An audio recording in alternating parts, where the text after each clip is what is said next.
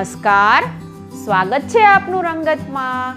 હું સિદ્ધિ કમાણી રોજ તમને અવનવી વાનગી બનાવતા શીખું છું। જો તમને મારી વાનગી પસંદ આવતી હોય તો તમે મારી ચેનલને સબસ્ક્રાઈબ કરો, મારા વિડીયોને લાઈક કરો અને તમારા ગ્રુપમાં મારા વિડીયો જરૂરથી શેર કરો। તો આજે આપણે ઢાબા સ્ટાઇલ આલુ મટર સબ્જી બનાવતા શીખીશું, જે ખૂબ જ ટેસ્ટી બને છે ને એક મેં નવી રીતથી બનાવતા શીખવ્યું છે। તો એ પહેલાં તમે હજુ સુધી મારી ચેનલને સબસ્ક્રાઈબ ના કરી હોય તો વિડીયોની નીચે જ્યાં રંગત છે તેની બાજુમાં સબસ્ક્રાઈબનું બટન છે તેને તમે ક્લિક કરો। તે ક્લિક કરશો એટલે એક બેલ આઇકન આવશે, તેને પણ તમે ક્લિક કરો, જેથી મારા વિડીયોના નોટિફિકેશન તમને સૌપ્રથમ મળતા રહે। તો ચાલો આજે આપણે બનાવવાનું શરૂ કરીએ ખૂબ જ ટેસ્ટી એવું ઢાબા સ્ટાઇલ આલુ મટર સબ્જી। એકદમ ટેસ્ટી ઢાબા સ્ટાઇલ આલુ મટર સબ્જી બનાવવા માટેના ઇન્ગ્રીડિયન્ટ્સ આપણે અહીંયા જોઈ લઈએ।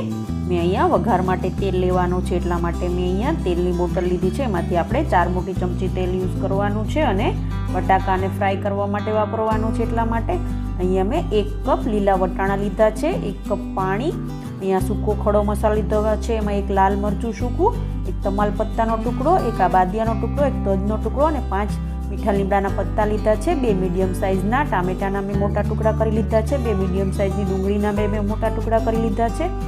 1 કપ વટાણા સામે મેં 2 કપ બટાકાને સમારી લીધા છે। કાચા બટાકાને જેટલા વટાણા એનાથી ડબલ આપણે બટાકાનું પ્રમાણ રાખવાનું છે, એટલે અહીંયા મેં 2 કપ બટાકાને ટુકડામાં સમારી અને લીધા છે। 1 ચમચી મોટી ઝીણી સમારેલી કોથમીર, 2 તીખા લાલ મરચાંના ટુકડા કરી લીધા છે, 1 ચમચી કસૂરી મેથી, અડધી ચમચી લીંબુનો રસ, 1 ઇંચ આદુનો ટુકડો, 4 કરી લસણ, 1 મોટી ચમચી ચણાનો લોટ, 1 મોટી ચમચી ઘી, 1 ચમચી નમક, 1 ચમચી ખાંડ, 1 નાની ચમચી હળદર, 1 મોટી ચમચી ધાણા જીરું પાવડર, 1 મોટી ચમચી લાલ મરચું પાવડર, 1 નાની ચમચી ગરમ મસાલો, 1 નાની ચમચી રાઈ, 1 નાની ચમચી જીરું અને ચપટી હિંગ લીધી છે। તો ચાલો આપણે બનાવવાનું શરૂ કરીએ ઢાબા સ્ટાઇલ આલુ મટર સબ્જી।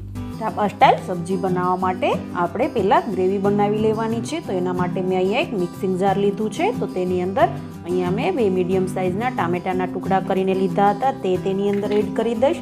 અહીંયા 2 મીડિયમ સાઇઝની ડુંગળીના મેં ટુકડા કરીને લીધા હતા, તે એડ કરી દઈશ। અહીંયા 2 તીખા લીલા મરચાં મેં લીધા હતા, તે એડ કરી દઈશ। તીખાસ તમે સબ્જીમાં તમારા સ્વાદ મુજબ વધારે ઓછી કરી શકો છો। અહીંયા મેં લસણ લીધું હતું, તે એડ કરી દઈશ અને આદુના ટુકડાને એડ કરી દઈશ। આપણે પાણી એડ કર્યા વગર જ પેસ્ટ બનાવી લેવાની છે। તો હવે આપણે બધી જ વસ્તુની પેસ્ટ બનાવી લેશું। અહીંયા મેં ડુંગળી, ટામેટા, આદુ, મરચાં, લસણની પેસ્ટ બનાવી લીધી છે। તો હવે આપણે એને સાઈડમાં રાખી દઈશું અને સબ્જીમાં એડ કરવા માટે મસાલો આપણે બનાવવાનો છે, ગ્રેવી બનાવવાની છે સૂકા મસાલાની। તો એના માટે મેં અહીંયા એક મિક્સિંગ બાઉલ લીધું છે, તેની અંદર આપણે અહીંયા જે ધાણા જીરું પાવડર મેં લીધો હતો 1 મોટી ચમચી તે એડ કરી દઈશું। અડધી ચમચી આપણે મોટી 1 ચમચી હળદર લીધી છે, એમાંથી અડધી ચમચી હળદર આપણે આમાં એડ કરવાની છે ને અડધી વઘારમાં એડ કરીશું, એટલા માટે થોડી હળદર રાખી દઈશ।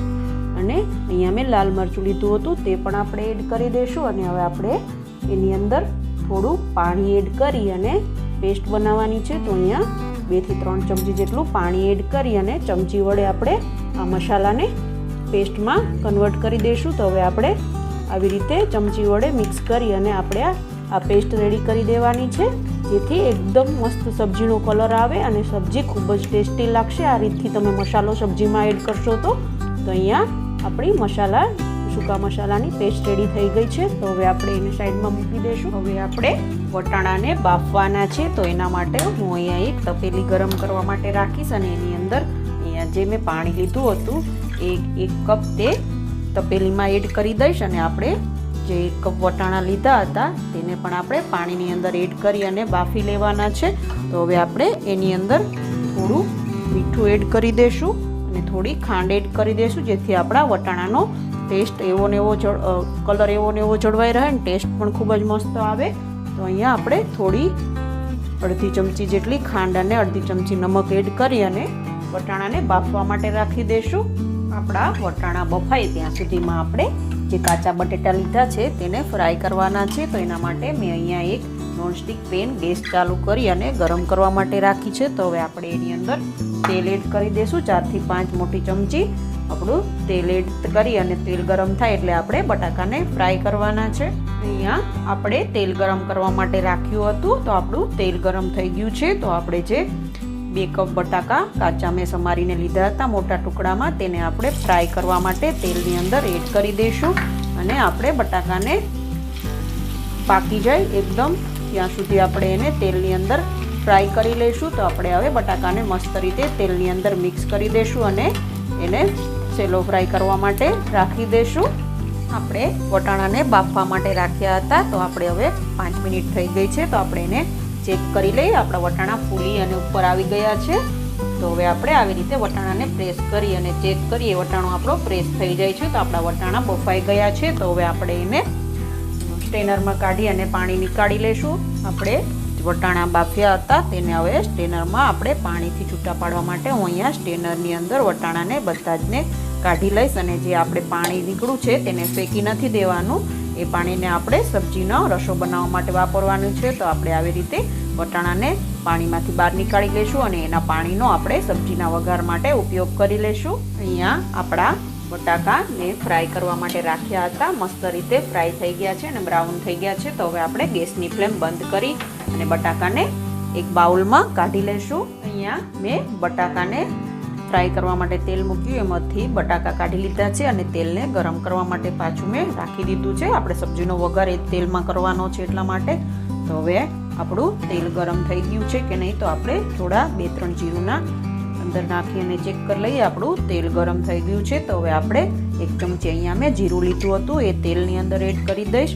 અહીંયા મેં 1 ચમચી રાઈ લીધી હતી તે પણ એડ કરી દઈશ અને રાઈ અને જીરું વ્યવસ્થિત રીતે તતડી જાય ત્યાં સુધી આપણે એને તેલની અંદર તતડવા દેવાના છે. પછી આપણે જે બધો ખડો મસાલો લીધો હતો, તજ, બાદિયા, તમાલપત્ર, આખું લાલ મરચું અને મીઠો લીમડો, તેને પણ આપણે એડ કરી દેવાનો છે અને બધી વસ્તુને આપણે ચમચા વડે તેલની અંદર સાંતળી લેવાનું છે. તો આપણે એને બધી વસ્તુને થોડી વાર માટે તતડે ત્યાં સુધી, સંતળાઈ જાય ત્યાં સુધી આપણે એને સાંતળી લઈશું. તો અહીંયા આપણી રાઈ ફૂટવા લાગી છે અને બધી વસ્તુ સંતળાવા લાગી છે. તો હવે આપણે જે અહીંયા થોડી હળદર બચાવી હતી, અડધી ચમચી, તે હું એડ કરી દઈશ અને આપણે 1 ચમચી ચણાનો લોટ લીધો હતો કાચો, તે આપણે એડ કરી દઈશું જેથી આપણો લોટ મસ્ત રીતે અંદર શેકાઈ જાય. તો આપણે તેલની અંદર લોટનો કલર ચેન્જ થાય ત્યાં સુધી લોટની અંદર તેલની અંદર લોટને તળવા માટે ચમચા વડે ચલાવતા રહેવાનું છે. તો અહીંયા હું ચમચા વડે એને ચલાવતા રહીશ. આવી રીતે આપણે બધી જ વસ્તુનો વઘાર કરી અને આ સ્ટાઇલથી તમે સબ્જી બનાવશો તો એકદમ ઢાબા જેવું આલુ મટરનું સબ્જી બનશે અને ખૂબ જ ટેસ્ટી લાગશે. તો તમને મારી અવનવી વાનગી પસંદ આવતી હોય તો તમે મારી ચેનલને સબસ્ક્રાઈબ કરો, મારા વિડીયોને લાઈક કરો અને તમારા ગ્રુપમાં મારા વિડીયો જરૂરથી શેર કરો. તો આપણા અહીંયા લોટનો કલર બ્રાઉન થઈ ગયો છે. તો આપણે જે મસાલાની પેસ્ટ રેડી કરી હતી પાણી નાખીને, તે આપણે એની અંદર એડ કરી દઈશું અને એને પણ આપણે તેલમાં મિક્સ કરી લઈશું જેથી આપણા સબ્જીનો કલર ખૂબ જ મસ્ત આવે. તો અહીંયા આપણે બધી જ વસ્તુને મસ્ત રીતે મિક્સ કરી લેવાની છે અને ગેસની ફ્લેમ સ્લો કરીને જ બધો મસાલો એડ કરવાનો જેથી મસાલાનો કલર એવો ને એવો જળવાઈ રહે અને સબ્જીનો ટેસ્ટ ખૂબ જ મસ્ત આવે. તો હવે આપણે થોડી વાર માટે મસાલાને આવી રીતે તેલની અંદર ચમચા વડે મિક્સ કરી લેવાનું છે અને પછી આપણે જે પેસ્ટ બનાવી હતી આદુ, મરચાં, લસણ, ડુંગળી, ટામેટાની, એ આપણે એની અંદર એડ કરી દઈશું બધી જ પેસ્ટને અને વ્યવસ્થિત રીતે ચમચા વડે પેસ્ટને મિક્સ કરી લેવાની છે અને પેસ્ટમાંથી તેલ છૂટું પડે ત્યાં સુધી આપણે આ ગ્રેવીને પકાવી લઈશું. તો આપણે બધી જ વસ્તુને તેલની અંદર મિક્સ કરી અને થોડી વાર માટે પકવવા માટે રાખી દઈશું. અહીંયા મેં ગ્રેવીમાં બધો જ મસાલો મસ્ત રીતે મિક્સ કરી લીધો છે. તો હવે આપણે ઢાંકણ ઢાંકી અને 2 મિનિટ માટે ગ્રેવીને પકાવી લઈશું. જ્યાં સુધી ગ્રેવીમાંથી તેલ છૂટું પડે ત્યાં સુધી આપણે ગ્રેવીને પકાવવાની છે. 2 થી 3 મિનિટ થઈ ગઈ છે. તો હવે આપણે ઢાંકણ ખોલી અને ગ્રેવીને ચેક કરી લઈશું. આપણે ગ્રેવીમાંથી તેલ છૂટું પડી ગયું છે. તો હવે આપણે એની અંદર જે અહીંયા મેં નમક બચાવ્યું હતું અડધી ચમચી તે એડ કરી દઈશું અને અડધી ચમચી ખાંડ એડ કરી દઈશું અને અહીંયા આપણે જે વટાણાને બાફી અને મેં સ્ટેનરમાં નીકાળ્યા હતા તે આપણે એડ કરી દઈશું. અહીંયા આપણે બટાકા જે ફ્રાય કરીને લીધા હતા તેને આપણે એડ કરી દઈશું. હવે બધી જ વસ્તુને આપણે ચમચા વડે મિક્સ કરી લઈશું. તો આપણે બધી જ વસ્તુને ચમચા વડે ગ્રેવીની અંદર બધે જ કોટેડ થઈ જાય બટાકા અને વટાણા તેવી રીતે આપણે એને મિક્સ કરી લેવાના છે. તો આપણે હવે આવી રીતે મિક્સ કરી અને પછી એની અંદર આપણે જે વટાણા બાફી અને પાણી કાઢ્યું હતું તે પાણી એડ કરી અને રસો બનાવી અને સબ્જી બનાવવાનું છે. આપણે પાણી એડ કરશું, પણ આપણે સામે 1 ચમચી ચણાનો લોટ એડ કર્યો છે વઘારમાં, જેથી આપણો રસો એકદમ ઘાટો અને ગ્રેવી મસ્ત બને અને ટેસ્ટી બને એટલા માટે.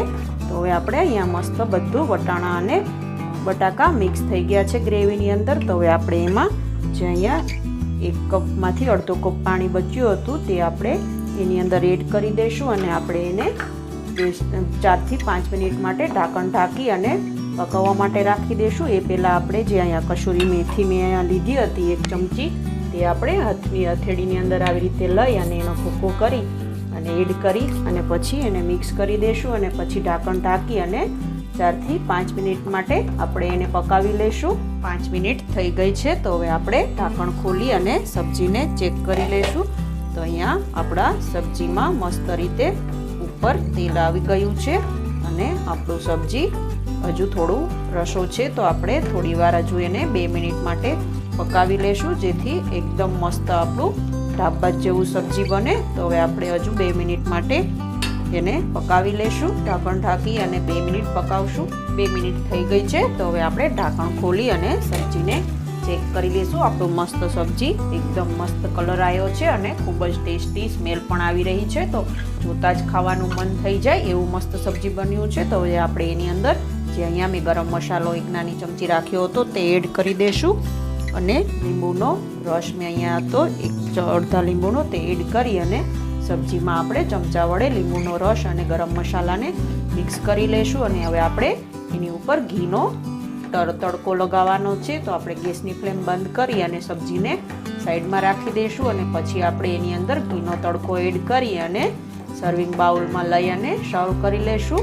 તો હવે આપણે આની અંદર મેં ગરમ મસાલો અને લીંબુનો રસ મિક્સ કરી દીધો છે. તો હવે આપણે સબ્જીને સાઈડમાં રાખી દઈશું. હવે આપણે સબ્જીમાં ઘીનો તડકો લગાવવાનો છે, તેના માટે મેં અહીંયા એક ફ્રાય પેન ગરમ કરવા માટે રાખી છે. તો હવે આપણે એની અંદર મેં જે અહીંયા 1 ચમચી ઘી લીધું હતું તે આપણે એડ કરી દઈશું અને ઘી ગરમ થાય એટલે આપણે એની અંદર હિંગ એડ કરી અને સબ્જીની ઉપર તડકો એડ કરી દઈશું ગરમ થઈ જાય એટલે. તો અહીંયા આપણું ઘી ગરમ થાય પછી આપણે એમાં હિંગ એડ કરી અને તડકો તૈયાર કરવાનો છે. તો અહીંયા આપણું ઘી ગરમ થઈ ગયું છે. તો અહીંયા મેં ચપટી હિંગ લીધી હતી તે તેની અંદર એડ કરી દીધી છે અને આવી રીતે આપણે એને ઘીની અંદર હિંગને મસ્ત રીતે સંતળાઈ જાય ત્યાં સુધી આવી રીતે હલાવવાની છે. અને પછી હવે આપણે આ તડકાને તો આપણે જે સબ્જી રેડી કર્યું હતું તેની અંદર આપણે એડ કરવાનો છે.